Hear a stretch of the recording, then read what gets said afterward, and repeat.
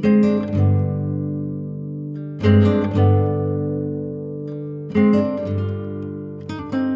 this morning we are at the Belize Botanical Garden with Mr.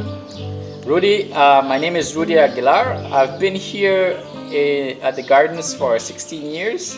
I have been working with plants for about 18 years. So I have a little bit of information when it comes to native plants of Belize. Our main focus here at the garden is to focus on the conservation of our native species of plant.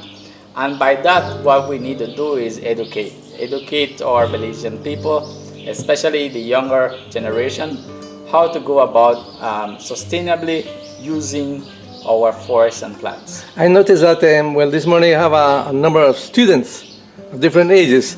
What's the main purpose of this project, and how did it come to be?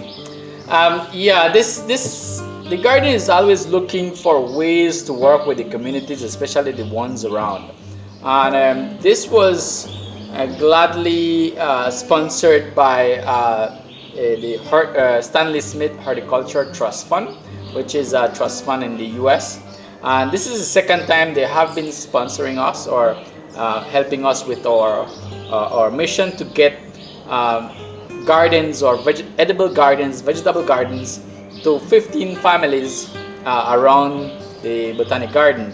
Now, this started because the founder, one of the founders, Judy Duploy, the owner of Belize Botanic Garden, and myself, we saw an increase of people wanting to grow their own food during the pandemic, during COVID. We saw a lot of people wanting to grow their own food but failing in getting that going. So a lot of them were disappointed and kind of just abandoned that. What we're trying to do is kind of revive that and help them with the information we're giving them and some of the tools and equipment that we're giving them to help them start that up again, because the cost of living has gone up recently drastically in the country, and we want people to be growing their own food, and so that people can know exactly what they're eating. Again, focusing on the healthy part of it. We teach organically only. So that's what we have been doing with this few students that we got. Apart from your teaching here in this classroom, to say such, what else are they carrying? What else are being donated to each participant? Well, we, along with the Stanley Smith Horticulture Trust Fund, we provide, one would be the know-how, the training, how to grow these plants, how to look after these plants. That's very important. We will also go to the different participants' home and install beds for them, planting bed. All right, and throughout the year we will be visiting in different instances. We'll be visiting each student to see what their progress has been like. We also have contacts on WhatsApp. We have each one of their contacts, and we'll be communicating back and forth if there is any question or anything that would come up during the propagation. So we have a field trip that we will attend in a bit, and so that they can get an idea of how other farmers are doing it, maybe in a much larger scale, but still get the concept of how it is done, especially organic. That is what we are trying to focus on, and then very little people were doing it. Now it's kind of becoming a little bit more popular, and more people are becoming aware of what they are actually consuming. So that is what we are focusing on. And so after the training is over, we will start with installing beds at each of the participants' home. And they are taking also seeds and other little things? They are taking along with them seeds. We have a growing medium, which is cocoa peat. We have seed trays and a book, and an informative book about native plants of Belize. Okay. So how long did this project last? How many sessions? This project is just a year. year period, and we try to focus on 15 families for the year. So throughout the year, we'll be looking only at these 15 families. Now, this is our first time doing it. What we want to look at is how many people we have that want to actually do it.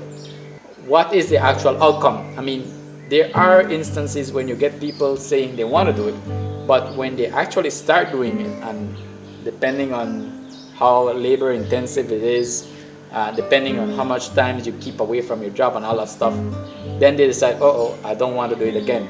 You know, depending on family matters as well, like your chores at home, kids and all that stuff.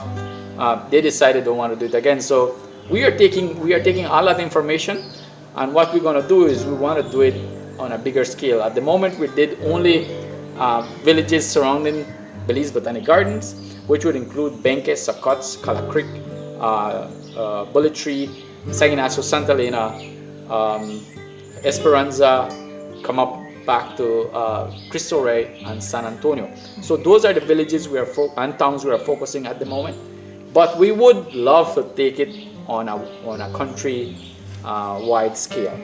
As far as you know, what's the level of gardening knowledge that you have found with this? Or they're all newbies? There is, for example, you have two with bachelor's degree in, I think it's associate's or bachelor's degree in agriculture. So they have some sort of background when it comes to working with plants. And we have a 10-year-old who is still going to school, but is eager to start growing his own food. So all we focus on is that willingness to do it. It doesn't matter the age or the sex. All we want is for the person to be willing to do it. And we have done trainings before.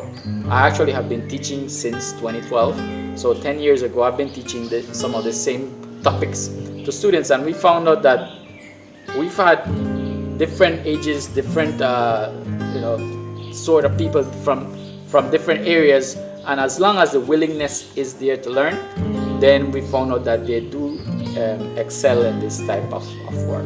It is a physical and labor intensive work, so you need to be willing to. There has to be an interest to say so. Not yes, and that is something we looked at as well when doing interviews. And there will be people that, like I said, will come the first course and would say, you know what, this is not for me, I don't want to do it, and that's fine, we respect that.